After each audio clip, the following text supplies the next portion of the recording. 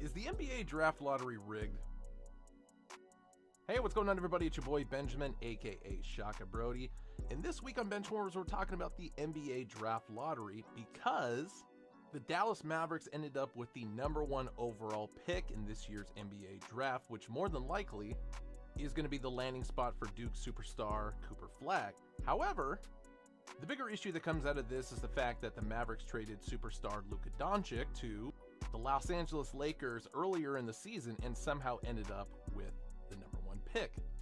Despite the fact that the Mavericks did play in the play-in tournament to get into the postseason, the Mavericks had a 1.8% chance of landing that #1 spot.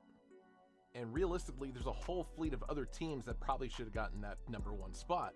However, this isn't the first time in NBA history where a superstar leaves the team or gets traded, and that team ultimately gets rewarded with the upcoming season's #1 pick in the draft.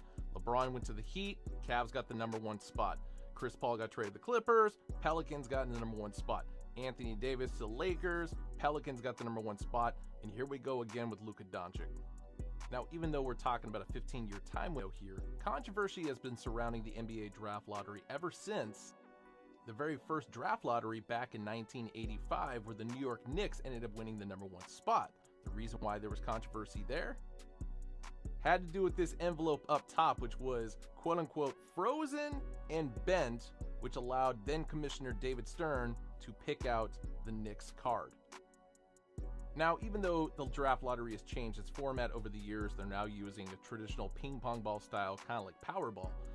Realistically, social media just likes to get up in arms about these things. More times than none, they're just coincidences, so nothing to worry about. But hey, let us know in the comments, do you think the NBA draft lottery is rigged?